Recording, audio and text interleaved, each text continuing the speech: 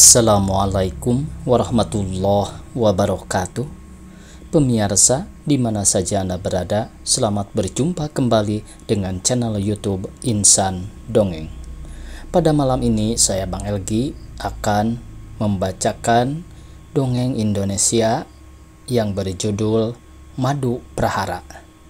Penulis Motinggo Buse, penerbit Balai Pustaka, nomor 3247. Kita doakan pengarang mudah-mudahan yang sudah berada di alam kubur diterima iman Islamnya, ditempatkan di tempat yang layak. Amin ya Allah ya Rabbal alamin. Tak lupa keluarganya yang ditinggalkan, keturunannya mudah-mudahan diberikan kesehatan dan dilancarkan rezekinya turut barokah. Amin ya Allah ya Rabbal alamin. Pemirsa, terima kasih kepada semua subscriber yang selalu setia menemani. Selamat mendengarkan.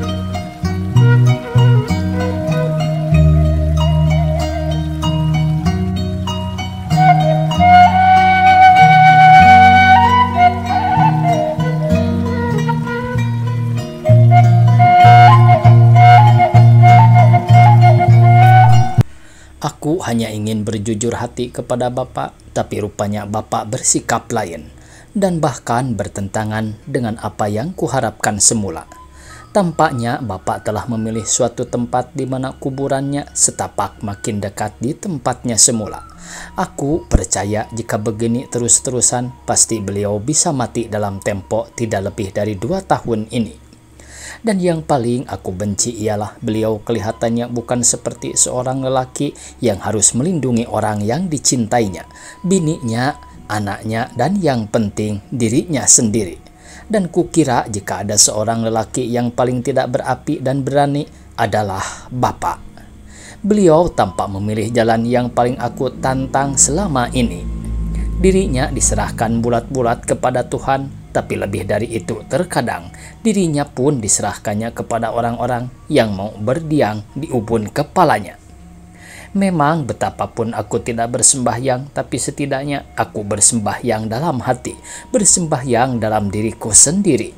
Sebelum itu, ketika aku melihat tanda-tanda bahwa Bapak semakin pendiamnya, aku telah mulai memperhatikannya. Bukan saja karena aku melihat dirinya sebagai Bapakku saja, tapi juga aku menyelaminya sebagai manusia yang sangat dekat denganku.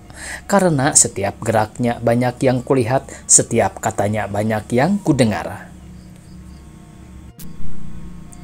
Ketika itu kami duduk di beranda berdua saja. Ibu sedang pergi ke rumah tetangga, dan aku yakin kepergian itu bisa lebih dari 2 jam. Karena ibu itu adalah seorang yang paling pandai mempergunakan kata, bahkan dalam lupa pun. Kesempatan ini kutunggu sampai Bapak selesai sembahyang Isya dan selesainya beliau berzikir. Setelah selesai berzikir, Bapak tapakur lama, dan ketika dibalikannya kepalanya ke kiri, kaget beliau melihat aku. "Kenapa?" tanyanya pendek. Memang beliau berkata hanya bila perlu. "Tidak," kataku, tidak tahu apa yang harus kukatakan, dan aku pergi langsung ke beranda sebab aku takut diketahui orang lain selain ia. Aku duduk sambil mengharap agar lekaslah beliau keluar. Benar, setelah beliau keluar, lantas merebahkan dirinya di kursi malas seperti akan menunggu sesuatu. Kupasang rokok sebatang, ya senantiasa kupasang bila saja aku merasa gugup. Apa? Tanyanya pendek. "Kita telah lama tidak ngomong. Aku percaya antara kita tidak ada saling membenci." Ucapanku amat perlahan, biarpun aku tidak memandangnya, karena jikapun aku memandangnya, pasti suara itu lebih perlahan lagi, atau tidak keluar sama sekali. Beliau tidak menjawab. Ketika masih juga ku nanti jawaban itu tidak ada, ku terusi. "Aku kepingin bertanya sesuatu, Bapak." Dan ketika masih juga ku nanti jawabannya tidak ada, ku teruskan. "Bagaimana sikap suami kepada istrinya yang sebaiknya, Pak?" Kali ini aku menoleh untuk menangkap sikapnya atas pertanyaanku. Sebentar kami saling berpandangan. Masih tidak ada cahaya di mata itu. Bibirnya kemudian meniarapkan sebuah pertanyaan aneh. "Apa kau sudah mau kawin, Bas?" Aku tersenyum mendengar tanya itu sebab pertanyaan itu salah. Dalam hatiku aku berkata bahwa terlalu muda dalam usia 23 buat kawin. Apalagi aku sendiri belum bekerja atas usahaku sendiri. Aku masih kelindungan dalam bayang-bayang pabrik minyak kelapa milik bapakku. Lama aku berpendapat bila pun aku kawin, aku tidak akan kelindungan bayang pabriknya, apalagi kena asap cerobongnya. "Ya, aku kepingin kawin," jawabku membohongi, agar rencanaku untuk bercakap lebih lama tidak mati begitu saja. "Bagus itu," katanya memuji. "Bagus?" Tanyaku heran sebab pujian itu tidak aku harapkan sama sekali. "Ya, bagus. Dan aku sedia mengongkosi perkawinan itu." Suara ini lebih tidak menyenangkan aku. Lama aku terdiam karena merasa terpukul sampai suatu ketika ia menanamkan kata-kata yang tidak bisa kulupakan. "Dan aku carikan sebuah rumah buatmu dan binimu." Ucapan ini bukan saja tidak menyenangkan hatiku, tapi lebih dari menyakitkan hati. Dengan ucapan itu sama saja artinya beliau telah mengusir aku dari rumahnya. Memang sedari lama aku berpikir tidak enak di rumah ini, bukan saja karena suasananya yang terkadang hambar, tapi terkadang membakar. Juga ada suatu hal yang paling tidak bisa dimaafkan lagi. Rumah ini lapang, tapi hati tiap orang penghuninya tampak tidak lapang. Cuma karena suatu sebab aku tidak mau meninggalkan rumah ini. Karena aku cinta kepada Bapak, bersama cinta itu aku rela menahan perasaan benci dan dendam ke Sumat. "Kenapa kau diam, Bas?" tanyanya kemudian. Dan ketika aku tidak bisa menjawabnya dengan lekas, beliaulah yang bertanya, "Siapa bakal binimu itu?" Tanyanya ini menyukarkan aku juga. "Seseorang," jawabku pendek, berbohong. Bapak menjawab seperti buat dirinya sendiri, "Semoga binimu baik." Dan ia menelan napasnya, menelan juga sesuatu yang melebihi napas itu sendiri. Tapi oleh doa seorang bapak itu, aku dapat akal untuk mempersobokkan maksudku semula. "Bini mana yang paling baik?" Ia terdiam seperti tercekik oleh tanyaku, tapi tampak ia menjawab terpaksa.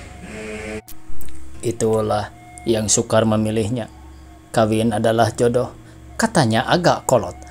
Dan oleh kekolotan ini aku bertanya, "Sekiranya jodoh memberikan kepada kita bini yang tidak baik, bagaimana?" tanyaku kemudian sambil memasang sebatang rokok. "Itu harus kita terima, betapapun pahitnya," jawab Bapak. "Kalau kepahitan itu adalah kekalahan kita, juga kita terima?" "Iya," tanpa mengimbanginya sedikit pun. "Jika terpaksa," jawabnya pendek. Ketika menelan napasnya yang panjang, bersirobok napasnya dengan batuknya yang menjadi-jadi. Telah lama aku anjurkan pergi ke dokter, tapi beliau hanya berobat ke dukun kampung saja. Dukun itu kabarnya seorang Timor yang paling pandai di kampung dan kerisnya paling mujarab. Ketika pertama kali beliau mengobati Bapak, aku hampir terkejut melihat matanya mendelik sambil menari membacakan doanya. Lalu kemudian menikamkan keris itu ke pintu depan rumah kami. Pada pintu itu sekarang masih ada bekas yang ditutup oleh kertas yang bertuliskan huruf yang belum pernah kutemui dalam ejaan-ejaan dunia ini. Saban minggu aku harus pergi ke kampung lain membeli setabung tuak untuk diminum Bapak saban pagi. Menurut pendapatku, Bapak dihinggapi TBC dan hanya dokterlah yang bisa menolongnya. TBC itu hinggap di tubuhnya bersama-sama derita. "Apalagi yang akan kau tanyakan, Bas?" kata beliau setelah keluar kembali dari belakang minum air dingin. "Tidak ada lagi." "Bagus, kapan kau akan kawin, ha?" Dalam hatiku ketawa mengikik, tapi suaraku menjawab perlahan sebab tidak mau melukai hatinya. "Aku tidak akan kawin." Kami bertemu pandang dan mukanya mengandung kekecewaan. "Bukankah tadi kau yang mengatakannya? Aku telah memikirkan ongkos dan rumah mana yang baik buat kau tempati? Sekali lagi ujung kalimat ini mengusirku dengan tanya. Kecewakah Bapak karena aku tak jadi kawin? Beliau terdiam, kemudian, aku hanya kepingin kau punya bini dan mendoakan bahagiamu, Bas. Cuma itu saja, tanyaku. Beliau terdiam seperti ada yang memakuk mulutnya. Tiba-tiba ibu berada di pintu. Malam itu aku tak bisa tidur karena kupingku mendengar pertengkaran bapak dengan ibu. Beberapa perkataan ibu yang menyakiti hati kutelan diam-diam seperti seorang menelan buah jarak. Karena ketiduran aku bangun terlampau siang dalam mimpi.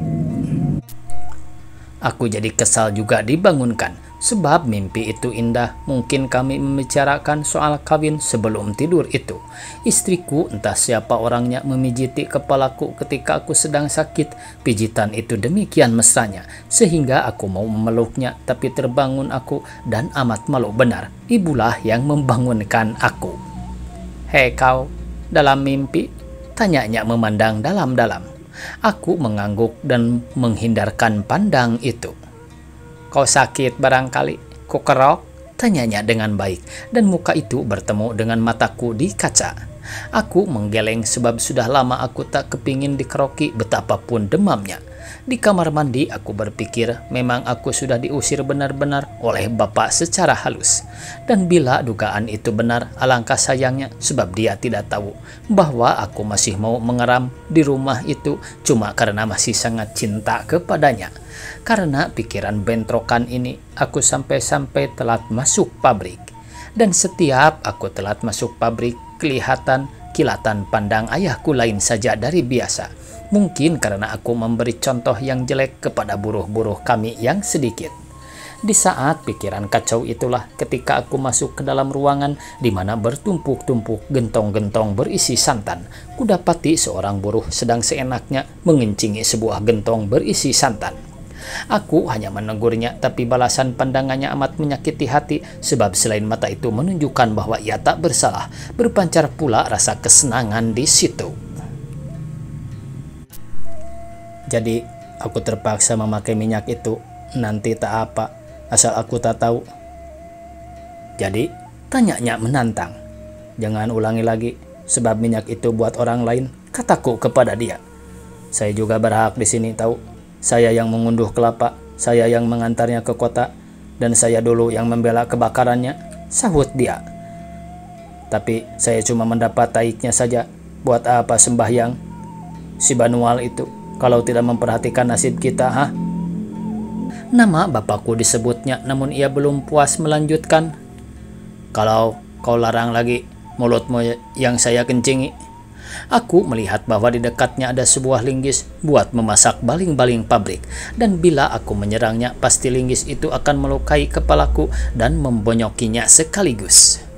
Memang di pabrik bapak aku sering menelan kata-kata kasar dari buruh yang tidak senang kepadanya. Dan mungkin banyak yang mendoakan agar bapak lekas-lekas mati. Tapi kukira bukan salah mereka. Setahuku sejak kami sampai di kampung kecil ini, ketika itu aku sudah 15 tahun, bapak sering cekcok mulut dan pemberhentian buruh sering terjadi. Dan semua ini sampai-sampai menyebabkan aku ikut memikirkannya. Aku ingat ketika pabrik ini hampir musnah oleh api jika tidak dipadamkan oleh Samingun. Menurut kabar yang kudengar dan memang benar, Toyiblah yang mencoba membakar pabrik itu. Ia sakit hati diberhentikan bapak karena tunjangan sebagai ganti pemberhentian itu tidak mencukupi agaknya. Karena sakit hati itu, dengan mata gelap dicobanya membakar pabrik itu dan ia pun ditangkap. Hampir saja terjadi perkara, tapi entah bagaimana perkara itu padam begitu saja. Tapi menurut kabar yang kudengar, bapak telah menyogok seseorang yang berkuasa ketika proses verbal disusun. Ku kenal orang yang berkuasa itu. Selain kekuasaannya juga, ia mempunyai alat yang kuat, senjata dan keberaniannya yang terkenal. Tapi kejadian begini tak bisa dibiarkan. Pemecatan, penyogokan, dan senjata yang mematikan hak orang lain. Aku hanya ingin berjujur hati kepada bapak. Ini karena aku cinta kepadanya. Betapapun ia dapat mempergunakan uang dengan suatu alat yang kuat buat menindas hak orang lain. Mungkin saja terjadi kelak percobaan untuk membakar pabrik itu berubah menjadi suatu percobaan untuk menyita nyawanya. Dan ini harus dihadang sebelum terjadi, cuma karena aku anaknya dan lebih dari itu bersama di sekitarnya dan cinta kepadanya. Suatu malam kutemui bapak sedang duduk di luar sebagaimana biasa dan ibu tidak di rumah. 2 hari sudah aku tidak masuk pabrik, bukan karena malas, tapi untuk tidak bersua saja dengan Samingun untuk mengelakkan pertengkaran yang mungkin mengambil nyawaku. Lebih dari itu, aku takut bertemu dengan Samingun sebab badannya yang besar jauh lebih besar dari tubuhku. Dan bagaimanapun akan kutelan begitu saja setiap lirikan mata bapak yang kupandang begitu menusuk. Beliau masih dibuntuti batuk ketika aku mendapatkannya. Kemudian, "Tidak kau tak masuk lagi? Tadi kau tak masuk lagi, Bas?" "Iya, Pak." "Kenapa?" Aku tak dapat menjawabnya karena aku masih menyusun apa yang harus kukatakan agar aku seolah-olah tidak mengguruinya. "Tentu kau tidak bisa menjawabnya, bukan?" tanya beliau agak dalam. "Tentu bisa," jawabku perlahan-lahan. "Kenapa kau tertegun?" "Sengaja aku tak masuk 2 hari, karena dalam 2 hari itulah aku memikirkan buat akan soal itu malam ini." Beliau menampakkan wajah hati tidak senang. "Sampai 2 hari dan 2 malam suntuk di rumah saja?" "Karena bukan persoalan itu saja yang kupikirkan, Pak. Ada soal lain." Wajah itu tampak memang tidak senang hati, tapi aku kemudian merasa heran sebab hal ini terjadi akhir-akhir ini saja. Apalagi setelah aku mengatakan pembatalan perkawinan yang memang tak kuharapkan itu. Dan malam inilah aku makin tahu bahwa sesudah malam dulu aku diludahinya malam ini secara terang-terangan. Beliau berkata seperti kebanyakan orang-orang tua berkata, "Soalmu tidak ada yang jadi-jadi, kawin tak jadi, sedang aku telah menyediakan hati buat mengongkosinya dan membelikan kau rumah ini. Soal baru lagi, soal apa?" Betapapun sakit hatiku, ku jawab hanya pelan-pelan. Kali ini meliputi seluruh soal." "Seluruh soal apa?" "Ya, diantaranya terpaksa meninggalkan rumah ini." "Kenapa harus meninggalkan rumah ini?" "Karena aku telah menampar ibu," jawabku pelan-pelan. Tapi beliau menyambut dingin saja seakan-akan tidak percaya. "8 tahun kau dihidupinya, kini kau tampar. Apa kau tak sayang lagi kepadanya, ah?" Karena aku terdiam memanguk, beliau bertanya lagi. Tidak lagi, ha? Atau bosan?" "Salah satunya memang bosan." Beliau kurang perhatian atas soal itu tampaknya, atau kurang percaya, sehingga aku diam-diam menguatkan hati buat melepaskan buhul yang selama ini terikat. Bertanya aku kemudian. "Samingun mengencingi gentongan santan 2 hari yang lalu. Apa sebabnya?" Tapi bapak bertanya dengan kebesaran yang ada padanya. "Kenapa tidak kau laporkan kepadaku?" Melaporkan hal itu adalah mudah, dan surat berhenti akan menyusul ke rumah Samingun setelah bapak berlindung di belakang orang yang berani dan berkuasa seperti Mat Landak. Terbayang olehku Mat Landak yang tegap dan kepalanya kecil itu, tapi rambutnya tajam, lurus-lurus, mengarah ke langit. "Itu soalku," kata bapak. "Tak usah kau campuri." "Karena cintaku kepada bapak, maka aku campuri," kataku. "Bohong, kalau kau cinta kepadaku, malah kau menyakiti hatiku." Waktunya habis pemirsa, dicukupkan sekian, semoga esok kita bisa berjumpa kembali. Billahi taufiq wal hidayah, wassalamualaikum warahmatullahi wabarakatuh.